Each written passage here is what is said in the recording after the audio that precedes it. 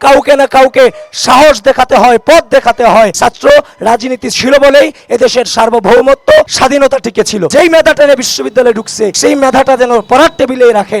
এই যে ডিপার্টমেন্টের রেজাল্টের প্রয়োজন নাই, গবেষণার প্রয়োজন নাই, মজামাস্তি করো, বিসিএস ক্যাডার হয়ে রেজাল্টের প্রয়োজন নাই, বিসিএস ক্যাডার হয়ে যাবে, এই ধরনের নেগেটিভ চিন্তা থেকে বেরিয়ে ছাত্র সংগঠনগুলো যেন প্রথম দিন থেকে জুনিয়রগুলোকে কাউন্সিলিং করে 6 মাস প্রপারলি কাউন্সিলিং এ রাখতে পারলে তারা দিন শেষে বাংলাদেশের সম্পদ হয়ে বেরোবে। কেউ রাজনীতিতে নেতৃত্ব দেবে, কেউ বিসিএস ক্যাডার হয়ে বিভিন্ন সরকারি প্রতিষ্ঠানগুলোতে নেতৃত্ব দিবে, কেউ জাতীয় ইনস্টিটিউশনগুলোতে নেতৃত্ব দিবে, গোটা বাংলাদেশে নেতৃত্ব তৈরি হবে। এজন্য রাজনীতি হবে কোয়ালিটি নির্ভর, নট কোয়ান্টিটি। এজন্য আওয়ামী পারপাসকে সার্ভ করে এখন আওয়ামী শক্তি প্রদর্শন করতে ব্যর্থ হয়ে গোটা রাজনীতিকে লেজুর বৃত্তি বলে দিয়ে রাজনীতিকে হেয় করা, এটা কোনোভাবেই রাষ্ট্রের সাথে বেইমানি বলা হবে, এটা কোনোভাবেই কাম্য নয়। ছাত্র রাজনীতি ছিল বলেই এদেশের সার্বভৌমত্ব স্বাধীনতা টিকে ছিল। এই জাতীয়তাবাদী ছাত্র দলের নেতাকর্মীরা গত 28 অক্টোবরের পরে যখন মিছিল করেছিল 20 জন 30 জনের বেশি কিন্তু মিছিল করে নাই। এই মিছিল নিয়ে এখনো অনেকে আছে যারা মকারি করেছে, তামাশা করেছে যে এদের দ্বারা কিছুই হবে না। কিন্তু ওই 20 জনের মধ্য থেকেই কিন্তু একজন 14 তারিখ রাতে হাসিনাকে স্বৈরাচার শব্দে প্রতিষ্ঠিত করেছিল। একজন জেনারেল স্টুডেন্টের পক্ষে আমি কিন্তু হেয় করছি না, জেনারেল স্টুডেন্ট এখানে নেমে এসেছিল বলেই এই গণঅভ্যুত্থান সংঘটিত হয়েছে। কিন্তু কাউকে না কাউকে